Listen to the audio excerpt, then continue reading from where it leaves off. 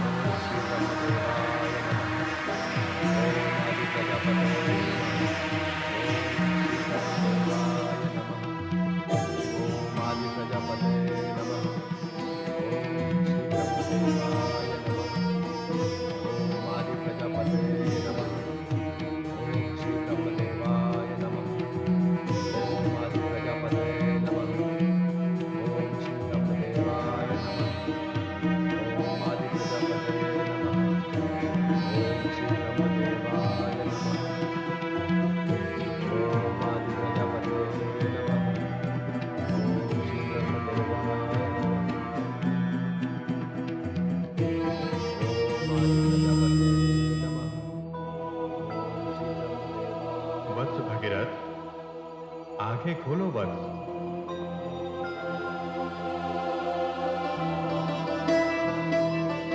मैं ब्रह्मा हूं वत्स, बोल तुझे क्या वर चाहिए।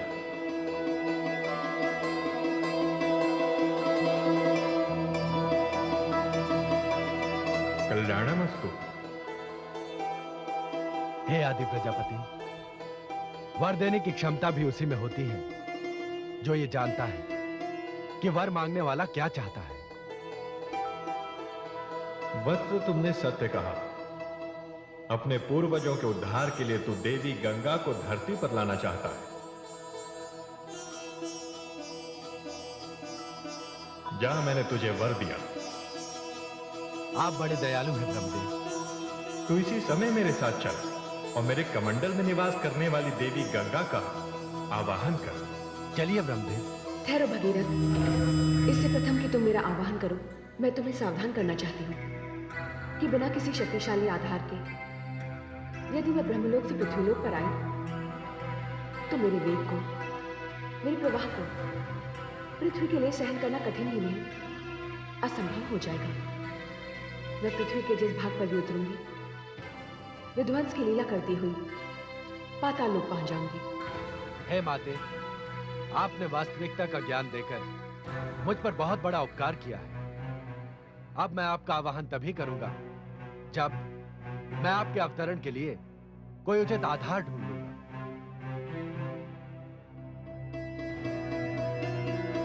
आयुष्मान भव।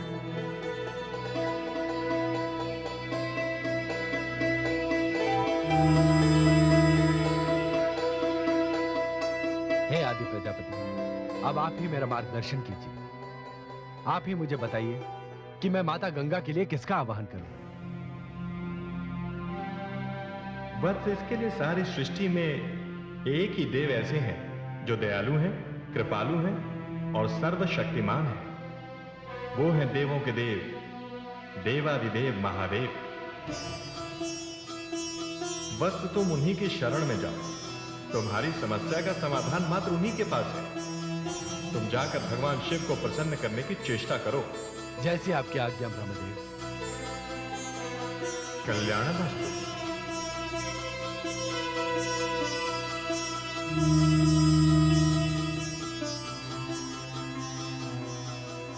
हे भोले शंकर, हे महादेव, मैं आपकी शरण में आ रहा हूं।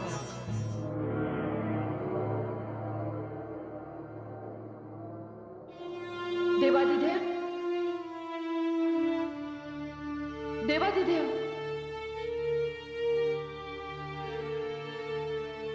देवादिदेव।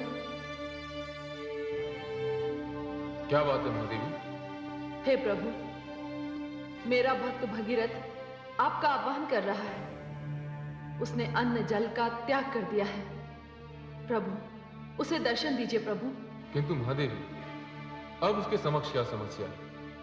आपने तो उसकी मुख्य समस्या का समाधान कर दिया है। यह तो मैं नहीं जानती प्रभु, किंतु आप उसे शीघ्र दर्शन दीजिए और उससे पूछिए कि उसकी समस्या क्या है। हे महादेवी, संसार इसीलिए आपको जगदम्बा के नाम से पुकारता है। पुत्र को कष्ट में देखकर आप विह्वल हो उठी आप चिंता ना करें महादेवी, मैं वहीं जा रहा हूं जहां आपका पुत्र मेरे ध्यान में लीन मेरा आवाहन कर रहा है।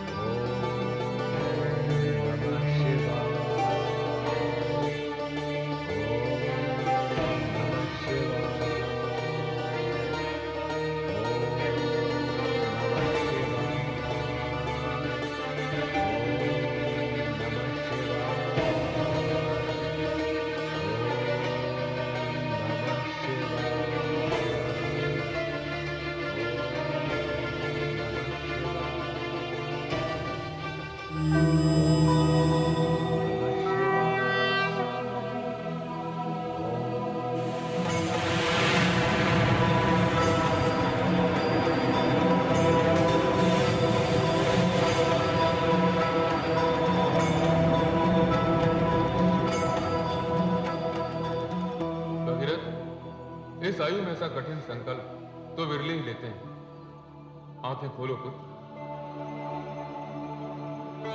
प्रभु,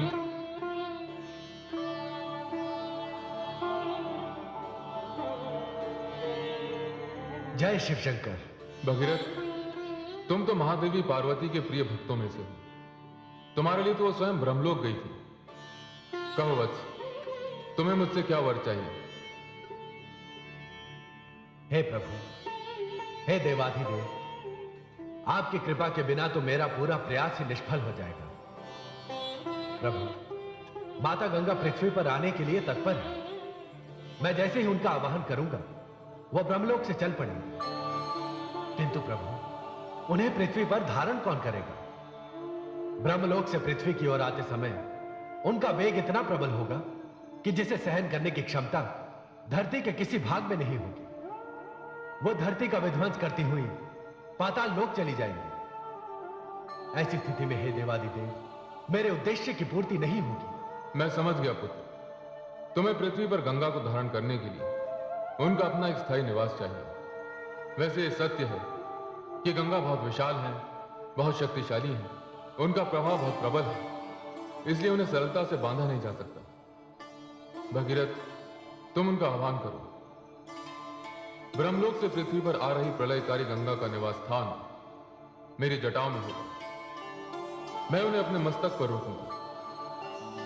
आप धन्य हैं प्रभु, आप धन्य हैं। आपने मुझ पर, मेरे कुल पर और मेरे पूर्वजों पर बहुत बड़ी कृपा की। मैं माता गंगा का आह्वान करने जा रहा हूं प्रभु।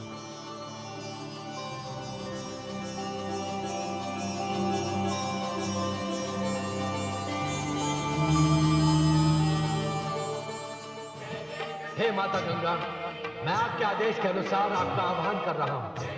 आप ब्रह्मलोक से पृथ्वीलोक पर आने की कृपा कीजिए। आइए माते, पृथ्वीलोक पर पधारिए माते।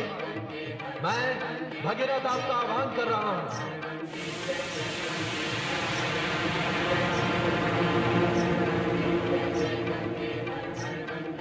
हे आदि प्रजापति,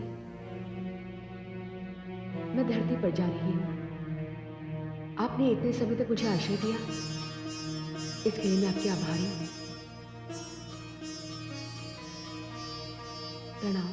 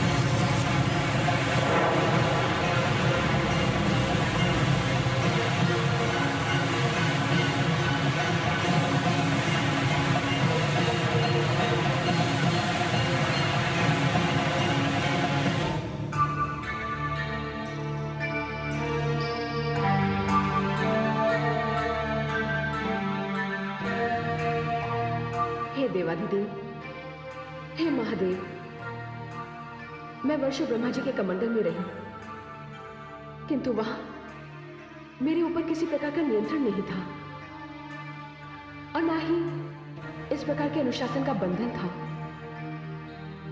मैं वह स्वतंत्र थी। मैं तो इधर उधर भागकर हास परिहास करती थी, किंतु यहां, हे देवाधिदेव, भला आपसे कौन जीत सका है? मुझसे भूल हुई है, मुझे क्षमा कर दे। अब मैं आपके समक्ष अपनी शक्ति का प्रदर्शन नहीं करूंगी। मुझे क्षमा कर दे भोलेनाथ, मुझे क्षमा कर दे। हे गंगे, आपको क्षमा याचना की कोई आवश्यकता नहीं। आप इतनी महान हैं, इतनी विशाल हैं, इतनी शक्तिशाली हैं कि आपका स्थान केवल शिव के मस्तक पर ही हो सकता है। इसीलिए मैंने आपको अपनी जटाओं में बांधा है। आप तो तीनों पथों पर गमन करेंगे, आकाश, धरती एवं पाताल। हे देवाधिदेव, श्री हरि विष्णु के चरणों से जो मेरी यात्रा आरंभ हुई है, वो आपकी जटाओं में आकर समाप्त हो गई। नहीं देवी, अभी आपकी यात्रा समाप्त नहीं हुई। अभी तो आपकी यात्रा आरंभ होनी है।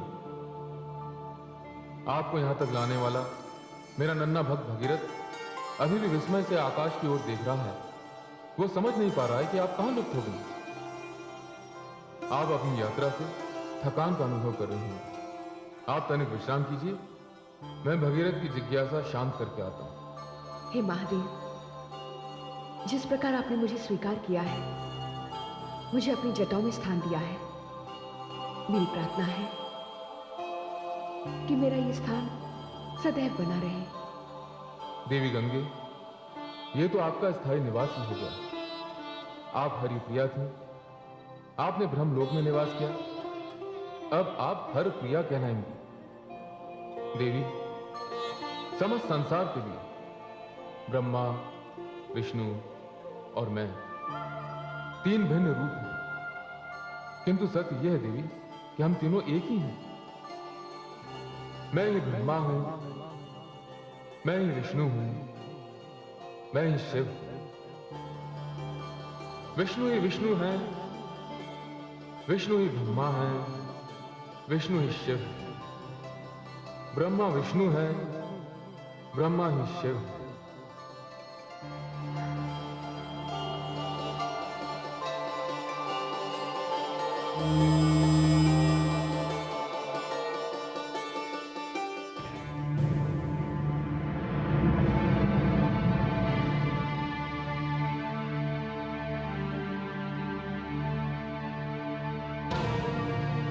हे माता, मैंने माता गंगा को आकाश से उतरते देखा। प्रभु का यह विराट रूप, अपने देवाधिदेव की सारी संसार में फैली इन जटाओं को मैंने नेत्रों से देखा। किंतु माता, उसके पश्चात माता गंगा कहां लुप्त हो गई, यह मुझे ज्ञात नहीं। पुत्र भगीरथ, इसका ज्ञान तो केवल देवाधिदेव को है। हे माता, मैंने प्रभु का यह विराट रूप पहले कभी नहीं देखा। अपने इस पुत्र की ओर से आप ही देवाधिदेव को मेरे इस प्रश्न का उत्तर देने को कह सकती हैं। पुत्र भगीरथ, देवी गंगा के लिए तुमने मुझसे जिस आधार की प्रार्थना की थी, वो आधार मैंने उन्हें दे दिया। इस समय देवी गंगा मेरी जटाओं में है। यदि मैं अपनी जटाओं को इतनी विशालता नहीं देता, तो देवी गंगा के वेग को रोक पाना असंभव होता।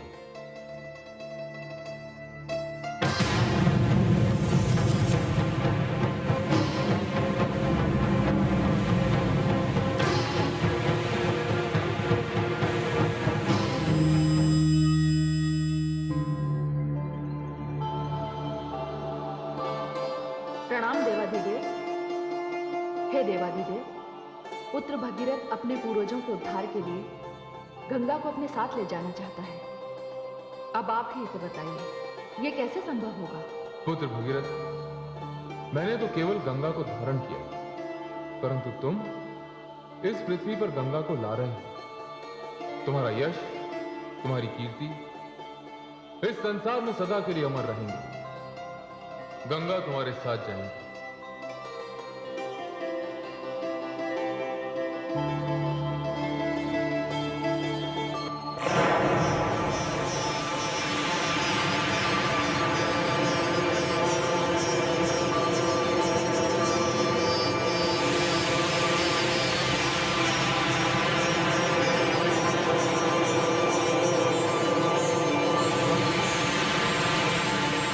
प्रणाम दीदी। प्रणाम माता। दीदी, कितने वर्षों के पश्चात हमारा यहाँ मिलन हुआ है। हाँ उमा, अब तो शिव का धाम ही मेरा धाम होगा। अब हम दो बहनों को कोई अलग नहीं कर सकता। हे भगीरथ, मेरी विनती पर देवाधिदेव तुम्हें एक रथ प्रदान करेंगे। ये दिव्य रथ किसी भी प्रकार के मार्ग पर चलने वाला होगा। तुम उस रथ में आगे आगे चलोगे और मैं पीछे पीछे तुम्हारा अनुसरण करूंगी। गंगे, आपकी इच्छा अनुसार मैं भगीरथ को अभी दिव्य रथ प्रदान करता हूं।